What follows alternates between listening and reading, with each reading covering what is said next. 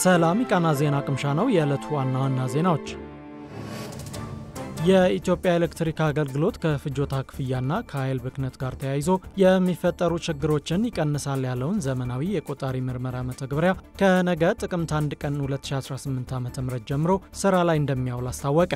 አገልግሎቱ ይፋ ያደረገው ዘመናዊ መተግበሪያ የቆጣሪ አሰራር ላይ ግልጸኝነትንና ተጠያቂነትን መፍጠር የሚያስችል መሆኑን ገልጿል። አገልግሎቱ ይፋ ያደረገውና ከነገ ጥቅምት 1 ቀን ጀምሮ ስራ ላይ እንደሚውል የተገለጸው የቆጣሪ መመርመሪያ መተግበሪያው ማንኛውም ቆጣሪ መጠቀምና በቀላሉ የእጅ ስልክ ላይ በመጫን አገልግሎቱን ማግኘት የሚያስችል መሆኑን ተቋሙ በመግለጫው አስታውቋል። መተግበሪያው ከፍጆታ ክፍያና ከኃይል ብክነት ጋር ተያይዞ የሚፈጠሩ ችግሮችን ለመቀነስ እንዲሁም በቆጣሪ ምርመራ ወቅት ለደንበኞች ግልጽነትና ተጠያቂነትን የሚያረጋግጥ አሰራርን መፍጠር የሚያስችል ዘመናዊ የቆጣሪ ምርመራ ስራ መረጃዎችን በሲስተም መመዝገብ የሚያስችል ነው ተብሏል። በተጨማሪም መተግበሪያው መረጃዎችን በምስል በመያዝ የኦዲት ስራን በማቅለልና የአገልግሎቱን ወጪ በመቀነስ ረገድ ከፍተኛ ሚና እንዳለውም ተመላክቷል። የቆጣሪ ምርመራ ሲከናወን በማን እንደተሰራ፣ ምን ግኝቶች እንደተገኙ፣ መቼ ምርመራው እንደተከናወነ እንዲሁም የተገኘው ግኝትና የተወሰደውን እርምጃ በምስል መተግበሪያው ላይ ማግኘት እንደሚቻል ተመላክቷል። መተግበሪያው የኢትዮጵያ ኤሌክትሪክ አገልግሎት የደንበኞችን አጠቃላይ አገልግሎት ለማዘመን እያደረገ ያለውን ጥረት የሚያግዝ መሆኑንም አስታውቋል።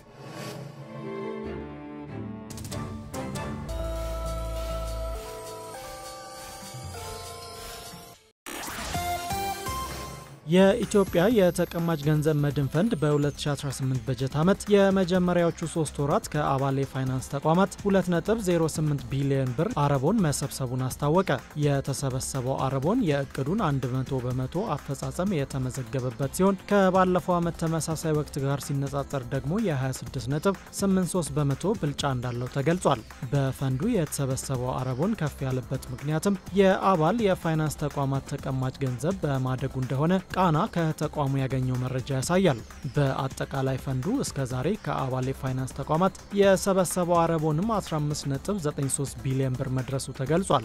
እንዲሁም ፈንዱ በ2018 በጀት ዓመት የመጀመሪያ ሩብ ዓመት 1.82 ቢሊዮን ብር በመንግስት ግምጃ ቤት ሰነድ ላይ ኢንቨስት ያደረገ ሲሆን አጠቃላይ የፈንዱ ኢንቨስትመንትም 16.49 ቢሊዮን ብር ደርሷል። እስካሁን 1.85 ቢሊዮን ብር ከኢንቨስትመንት ስራው ገቢ ማግኘቱ ተገልጿል። ተቋሙ ስራ ከጀመረ አንስቶ ከሰበሰበው አጠቃላይ አረቦን ውስጥ 14.51 ቢሊዮን ብሩ ከመደበኛ ተቀማጭ ገንዘብ የተሰበሰበ እንደሆነና ቀሪው 1.42 ቢሊዮን ብር ከወለድ ነጻ ተቀማጭ ገንዘብ የተሰበሰበ መሆኑን አስታውቋል። ይህም 50.03% የሚሆነው ከግል ባንኮች፣ 48.58% ከኢትዮጵያ ንግድ ባንክ እንዲሁም ቀሪው ከማይክሮ ፋይናንሶች የተሰበሰበ መሆኑን የተቋሙ መረጃ ያሳያል። በተያዘው የበጀት ዓመትም ፈንዱ ከአባል የፋይናንስ ተቋማት 9.56 ቢሊዮን ብር ለመሰብሰብ እቅድ ይዞ እየሰራ ነው።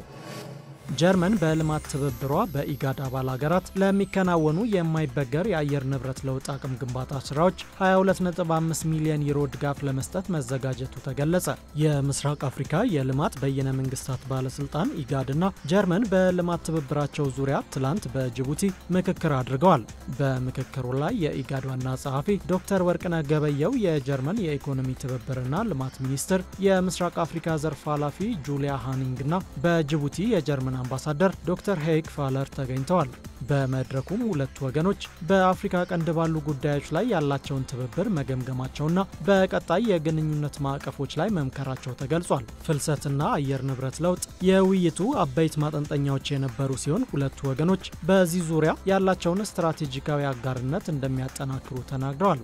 በመድረኩም ጀርመን ለኢጋድ የፍልሰት ፖሊሲ ትግበራ ፕሮጀክት ቀጣይ ምዕራፍ ትግበራ 2.5 ሚሊዮን ዩሮ ለመደገፍ ቃል መግባቱ ተገልጿል። በተጨማሪም የጀርመን መንግስት በኢጋድ አባል ሀገራት ለሚከናወኑ የማይበገር የአየር ንብረት ለውጥ አቅም ግንባታ ስራዎች በቀጠናዊ የአደጋ ፋይናንስ ፕሮግራም አማካኝነት 22.5 ሚሊዮን ዩሮ ለመደገፍ መዘጋጀቱ ተገልጿል። የፋይናንስ ማዕቀፉ የአየር ንብረት ለውጥ ድንገተኛ አደጋዎችን የመከላከል ስራዎችን የሚደግፍና የኢጋድ የድርቅ አደጋን የመቋቋምና ዘላቂነት ኢኒሺዬቲቭ ጨምሮ ሌሎች ፕሮጀክቶችን የሚደግፍ እንደሆነ ኢዜአ ዘግቧል።